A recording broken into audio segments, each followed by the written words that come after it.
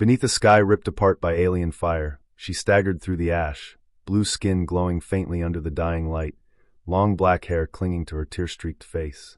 Her horns caught the glimmer of ruined stars, a crown of sorrow on a warrior brought to her knees. I found her clutching a broken emblem of her people, shaking, whispering that hope had died with her world, until my hand reached out, warm and human, and she realized she wasn't alone. Ash drifted across the scorched valley, glowing like dying embers in the poisoned wind.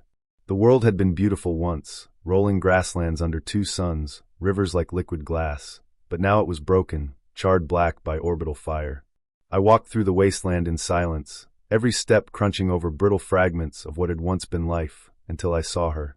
She was kneeling beside a shattered monument, hands trembling around a broken emblem of her people, blue skin glowing faintly under the bleeding light of a ruined sky. Long black hair clung to her tear-streaked cheeks, tangled and heavy with ash. Her horns, elegant, white, and faintly luminous, rose like a crown of sorrow, but her posture was small, hunched, as if the weight of grief might crush her into the dirt. I almost didn't call out. She looked like a ghost, fragile, lost, yet when her teal eyes lifted toward me, there was still a spark there. Fear, yes, but also the faintest glimmer of hope, buried beneath layers of despair. "Stay back," she rasped, voice raw. Her torn combat gear hung from her frame, singed and frayed but modest, clinging to a body built for war but softened by exhaustion. One of her arms was wrapped around her midsection, pressing against a wound that still bled sluggishly, but she made no move to run. Perhaps she no longer believed there was anywhere left to go. I raised my hand slowly, showing I had no weapon drawn. "I'm not here to hurt you," I said.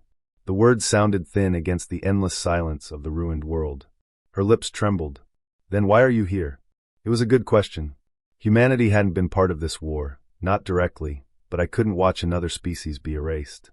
I took one careful step closer, watching how her breath hitched, how her fingers tightened around the broken emblem. It was a small piece of carved crystal, cracked down the center, humming faintly with dying energy. "Because no one deserves to die alone," I murmured. For a long moment, she said nothing. Then her shoulders slumped, and she whispered, "Too late. Everyone's gone. My family. My soldiers. My world." She glanced at the ruins around her, voice cracking. "Even the stars are burning." I looked up. She wasn't wrong. The orbital bombardment had shattered the sky, warping the atmosphere until distant constellations seemed to bleed and twist. It felt like standing inside the last breath of a dying planet. I crouched beside her, careful not to startle her. Up close, I could see how badly she was hurt. Bruises across her collarbone, a deep cut along her thigh, and the faint glow of a fractured bioshield around her torso. The torn gear clung to her frame, streaked with dirt and blood, yet there was a dignity in how she sat, back straight despite exhaustion, horns gleaming faintly as though refusing to dim. "You're not gone," I said softly. "Not yet." Her gaze met mine, searching, suspicious, but softening around the edges. "And what would you have me do, human? Fight? Run? Watch the last of my people fade into dust?" "No," I said. "Live." Her breath caught, a sharp, broken sound. She shook her head, tears spilling anew. "I don't know how. Not after this." I reached out, not to grab her, not to force her, but to simply place my hand over hers, where it gripped the cracked emblem. She flinched, then stilled, staring at the contact like it was something unreal. The crystal between our palms pulsed faintly, as if reacting to the shared warmth. "I'll show you," I whispered. For the first time, her expression changed, not grief, not fear, but something softer. Something dangerous. Hope. The wind picked up, carrying the bitter scent of ash, tugging at her hair until it fanned behind her like dark silk. She shivered, not from the cold, but from the weight of everything left unsaid. I could see the questions in her eyes. Why I cared, why I stayed, why I hadn't turned away like so many others. "Why are you really here?" she whispered. I glanced toward the distant horizon, where streaks of fire still rained from the heavens. Then back to her, holding her gaze. "Because your world deserved more than this. And so do you." Her lips parted, but no words came. Instead, she leaned forward, pressing her forehead to mine, a gesture I didn't fully understand, but one that carried a depth of meaning that transcended language. Her horns framed my face, faintly warm where they brushed against my temple, and for one fragile moment, we weren't soldier and survivor, human and alien.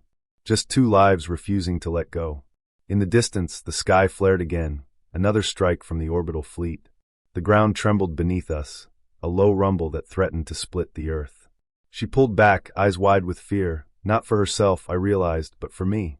"They'll see us," she whispered urgently. "If we stay out here." "Then we don't stay," I said, rising and offering my hand. She stared at it for a long heartbeat, torn between instinct and trust. Then she took it. Her fingers were warm, trembling, but strong, stronger than she believed. I pulled her to her feet, feeling the weight of her lean into me, not from weakness but from a bond forming in the ruins of everything else. We started walking, not toward safety, not toward any promise of rescue, but simply toward tomorrow, toward a chance. Behind us, her broken world burned. But ahead, however faint, however fragile, hope waited.